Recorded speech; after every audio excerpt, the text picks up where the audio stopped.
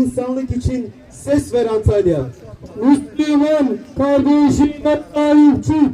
Müslüman kardeşine sahip çık. Müslüman uyuma kardeşine sahip çık. Müslüman uyuma kardeşine sahip çık. Müslüman uyuma kardeşine sahip çık.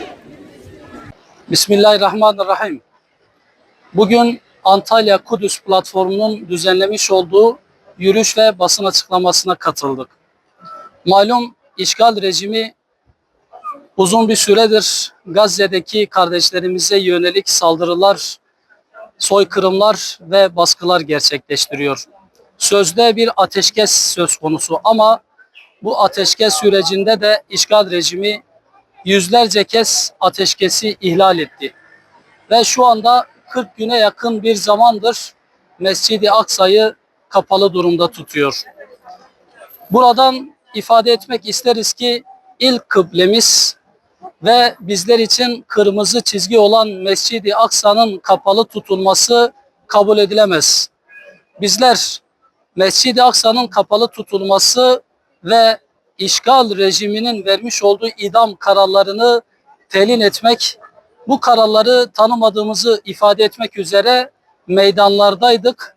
Düşüncelerimizi dile getirdik ve inşallah Teala Mescid-i Aksa hürriyetine kavuşuncaya dek, işgal rejimi Müslüman kardeşlerimiz tarafından mağlup edilinceye dek ve bütün yeryüzünde İslam birliği kuruluncaya dek mücadelemizi sürdüreceğiz.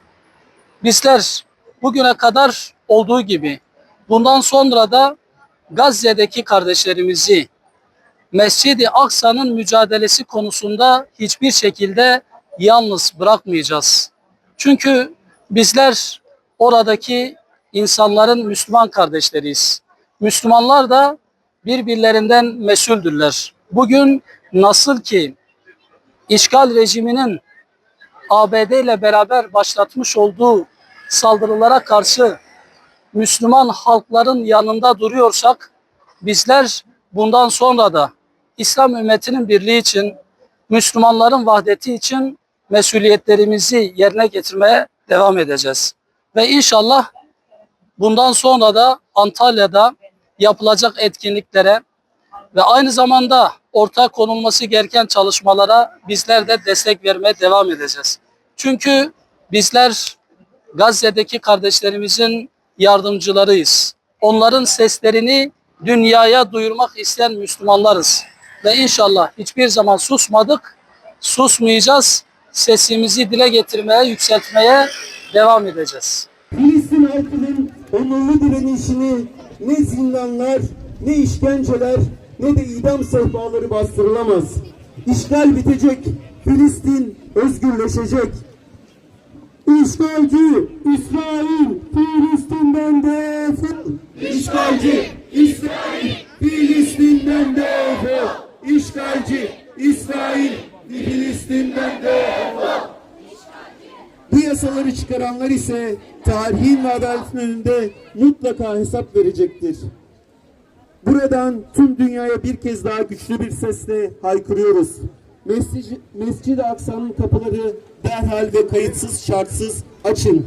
İlk kıblemizi, üzerindeki necis ellerinizi çekin.